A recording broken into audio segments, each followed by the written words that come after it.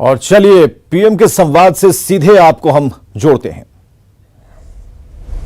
कि अगर हम नियमों का पालन करते रहें, सारे दिशा निर्देशों को मानते रहे, तो कोरोना संकट से भारत को कम से कम नुकसान होगा। इसलिए मास्क या फेस कवर, उस पर बहुत ज्यादा जोर देना अनिवार्य है, आवश्यक है।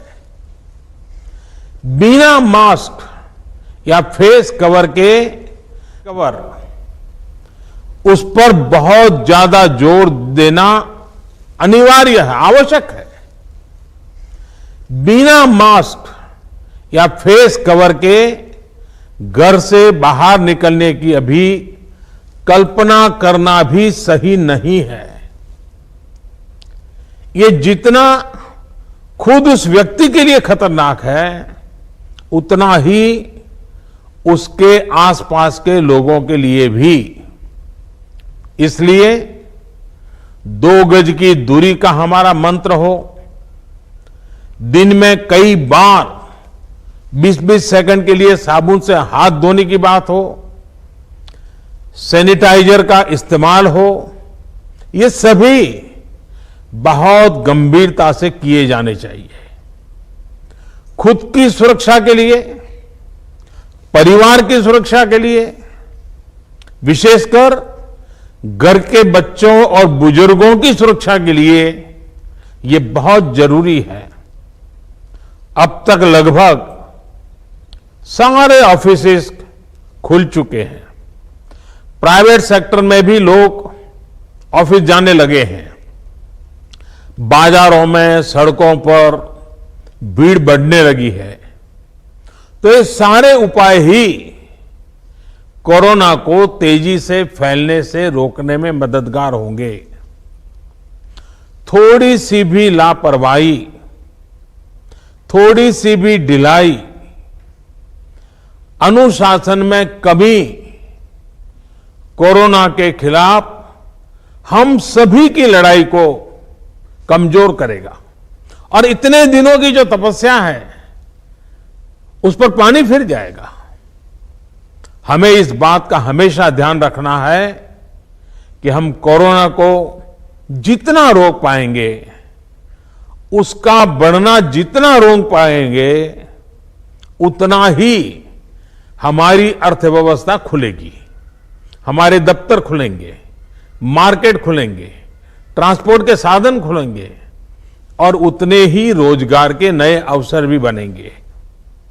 साथियों, आने वाले दिनों में अलग अलग राज्यों में इकोनॉमिक एक्टिविटी का जिस तरह विस्तार होगा, उससे मिले अनुभव दूसरे राज्यों को भी बहुत लाभ पहुंचाएंगे। बीते कुछ हफ्तों के प्रयासों से हमारी अर्थव्यवस्था में ग्रीन शूट्स दिखने लगे हैं। पावर कंजम्पशन जो पहले घटता जा रहा था, वो अब बढ़ना शुरू हुआ है। इस साल मई में फर्टिलाइजर की सेल बीते साल मई की अपेक्षा 2 गुनी हुई है। इस बार खरीफ की बुआई बीते साल की अपेक्षा करीब 12-13% ज्यादा हुई है। 2 व्हीलर्स का प्रोडक्शन लॉकडाउन से पहले के स्तर का करीब करीब 70% तक पहुंच चुका है। रिटेल में डिजिटल पेमेंट भी लॉकडाउन से पहले की स्थिति में पहुंच चुका है। इतना ही नहीं, मई में टोल कलेक्शन में बढ़ोतरी होना इकोनॉमिक एक्टिविटी में वृद्धि को दिखाता है। लगातार 3 महीने तक एक्सपोर्ट में कमी के बाद जून में एक्सपोर्ट फिर से बाउंस बैक करके पिछले साल के प्री कोविड पीरियड में पहुंच गया है।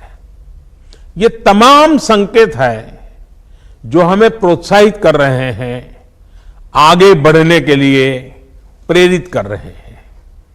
साथियों, आप में से अधिकतर राज्यों में एग्रीकल्चर, हॉर्टिकल्चर, फिशरीज और एमएसएमईज का हिस्सा बहुत बड़ा है। आत्मनिर्भर भारत अभियान के तहत बीते कुछ दिनों से इन तमाम सेक्टर्स के लिए अनेक प्रावधान किए गए हैं। एमएसएमईज को सपोर्ट करने के लिए अनेक फैसले हाल में लिए गए हैं। समयबद्ध तरीके से एमएसएमईज को बैंक से क्रेडिट दिलाने का प्रयास हो रहा है।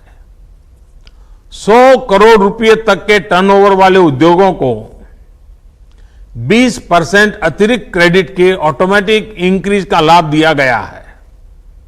अगर हम बैंकर्स कमिटीज के माध्यम से ये सुनिश्चित करेंगे कि उद्योगों को तेजी से क्रेडिट मिले, तो वो जल्द से जल्द काम शुरू कर पाएंगे, लोगों को रोजगार दे पाएंगे।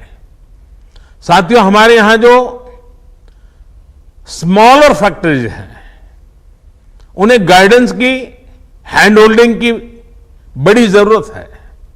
मुझे पता है आपके नेतृत्व में इस दिशा में काफी काम हो रहा है।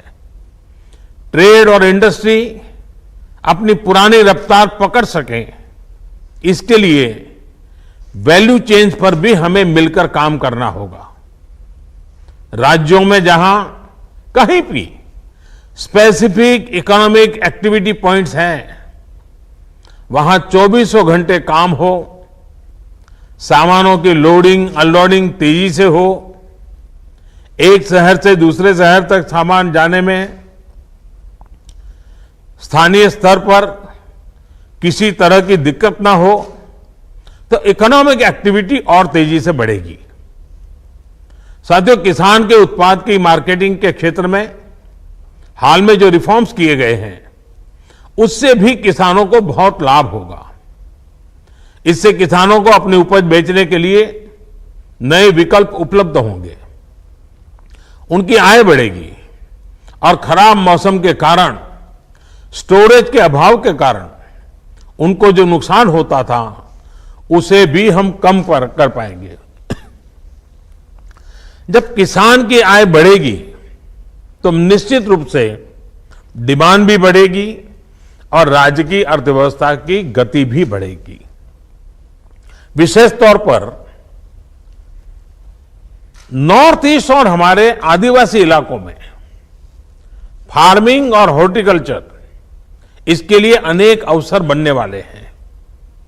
ऑर्गेनिक प्रोडक्ट्स हो, बांबू प्रोडक्ट्स हो, दूसरे ट्राइबल प्रोडक्ट्स हो, उनके लिए नए मार्केट का द्वार खुलने वाला है। लोकल प्रोडक्ट के लिए जिस क्लस्टर बेस्ड रणनीति की घोषणा की गई है, उसका भी लाभ हर राज्य को होगा। इसके लिए जरूरी है कि हम हर ब्लॉक, हर जिले में ऐसे प्रोडक्ट्स की पहचान करें जिनकी प्रोसेसिंग या मार्केटिंग करके एक बेहतर प्रोडक्ट हम देश और दुनिया के बाजार में उतार सकते हैं। साथियों, बीते दिनों आत्मनिर्भर भारत अभियान के तहत जितनी भी घोषणाएं की गई हैं, वो एक निश्चित समय सीमा के भीतर जमीन पर उतरे, इसके लिए हमें एकजुट होकर काम करना है। इस पृष्ठभूमि में कोरोना से लड़ाई और इकोनॉमिक एक्टिविटी से जुड़े आपके जो सुझाव हैं, जो तैयारियां हैं, वो जानने के लिए मैं बहुत उत्सुक हूं और मुझे पक्का विश्वास है कि अनुभव के आधार पर आपकी जो बातें आएगी, वो आने वाले रणनीति बनाने में बहुत काम आएगी। मैं गृह मंत्री जी से आग्रह करता हूं कि वे आगे की चर्चा का संचालन करें